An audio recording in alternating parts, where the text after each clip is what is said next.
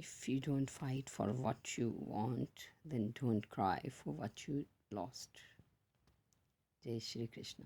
दोस्तों, मैं खुशी आपकी दोस्त। दोस्तों, हर वो चीज़ जो पाने के लिए लड़ नहीं सकते, तो रोइए भी मत उसके लिए, धैर्य रखिए। अगर दुनिया में सब कुछ सहज होता तो हम कभी बहादुर और धैर्यवान नहीं बन पाते, क्योंकि सब्र के साथ जो इंतज़ार करना जानते हैं उनके पास हर चीज़ किसी न किसी तरीके से पहुंच ही जाती है। ऐसा हमारे काफ़ी महान लोगों ने कहा है। और धैर्य क्या है? धैर्य एक ऐसा पौधा है जिसके फल हमेशा मीठे आते हैं। अब मान लीजिए हमने पेड़ लगाया आम का, सब्र तो करना पड़ेगा जब तक उस पर फल आएंगे मीठे मीठे। इतना लंबा सब्र तो करना पड़ेगा जब तक वो पेड़ बनेगा, उस पर फल आएंगे, फूल आएंगे, फिर फल आएंगे, फिर वो पकेंगे, फिर हम खाएंगे। तो धैर्य के बाद ही अच्छा मीठा फल हमें मिलता है। मगर धैर्य रखा कैसे जाए? रखा ही नहीं जाता है। मैं आपको एक सच बात बताती हूँ कि देखिए, एक हस्बैंड वाइफ हैं, वो कार में कहीं ट्रैवल करने जा रहे हैं, और होता क्या है कि वाइफ को प्यास लगती है और वो बोलती है कि सुनिए, मुझे प्यास लगी है, मुझे पानी पीना है, गाड़ी रोकिए। और हस्बैंड चलते रहते हैं। वो फिर बोलती है सुनिए, मुझे प्यास लगी है, गाड़ी रोकिए। वो फिर भी चलते रहते हैं और बहुत गुस्सा आता है उसको, और दोनों में वही अधैर्य की लड़ाई शुरू हो जाती है। और अंत में पति गुस्से से बोलते हैं कि अरे भाई, यहाँ रास्ते में कहाँ रोकूँ गाड़ी? यहाँ कहीं पानी का कुछ दिखाई दे रहा है तुमको? नल या कोई दुकान जहाँ से तुम पानी पियोगी, कोई आगे नल होगा या दुकान आएगी, तब तक तो धैर्य रखो। और वो अधीर हो जाती है और झगड़े होने लगते हैं। दोनों बात का बतंगड़ एक धैर्य ना रखने के कारण बन जाता है। तो दोस्तों, धैर्य अब लाइफ में कहाँ कहाँ कैसे कैसे रखना पड़े, हर बात में हमें धैर्य की ज़रूरत है। अब मान लीजिए हम एक जगह से दूसरी जगह शिफ्ट हो जाते हैं,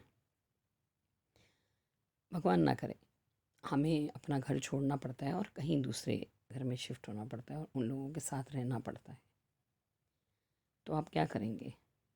आप अपने किसी रिश्तेदार के घर में गए हैं और आपको मजबूरन वहाँ थोड़े दिन रहना है, तो आप कैसे रहेंगे? धैर्य के बिना तो नहीं रह सकते, क्योंकि आपके विचार, आपका कार्य प्रणाली, आपकी सोच अलग है और उनकी सोच, विचार, कार्य प्रणाली अलग है।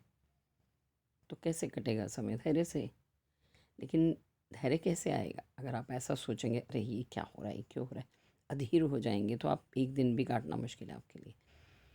लेकिन अगर आप ये सोचेंगे कि भाई, एक स्टूडेंट की तरह ये स्कूल उनका है, ये ब्लैक बोर्ड उनके हैं, ये क्लास उनकी है, और ये लोग टीचर भी हैं, और हर साल ये लोग इस स्कूल को चलाते हैं और पढ़ाते हैं, सब बेंचेस भी वही हैं, मैं ही तो नया स्टूडेंट हूँ, मुझे ही तो सब कुछ सीखना है यहाँ पर। हर चीज़ धैर्य से मुझे ही सीखनी पड़ेगी और ये क्लास भी पार करनी पड़ेगी, इस एग्ज़ाम को भी मुझे पार करना पड़ेगा। अब हम एग्ज़ाम दे आएँ और फिर उसके रिज़ल्ट का इंतज़ार करना, धैर्य ना रखें, नहीं मुझे तो अभी बता दो मेरा रिज़ल्ट कैसे होगा। धैर्य तो रखना पड़ेगा लाइफ में। और कृष्ण भगवान ने भी यही कहा है कि हे अर्जुन, धैर्य धरो, बेशक सामने तुम्हारे अपने हैं, मगर जो कर्म तुम करने जा रहे हो उसमें अगर तुम उस कर्म को नहीं करते हो तो तुम्हारी बहुत बदनामी होगी, लोग तुम्हें कायर कहेंगे। और अगर धैर्य रख कर सोचो तो तुम बहुत बड़ा कर्म करने जा रहे हो, और सदियों तक दुनिया तुम्हारा नाम ले, जब तक दुनिया रहेगी तब तक तुम्हारा नाम रहेगा। क्योंकि अधर्मी को मारना या अधर्मी को सहन करना भी कोई धैर्य की बात नहीं है।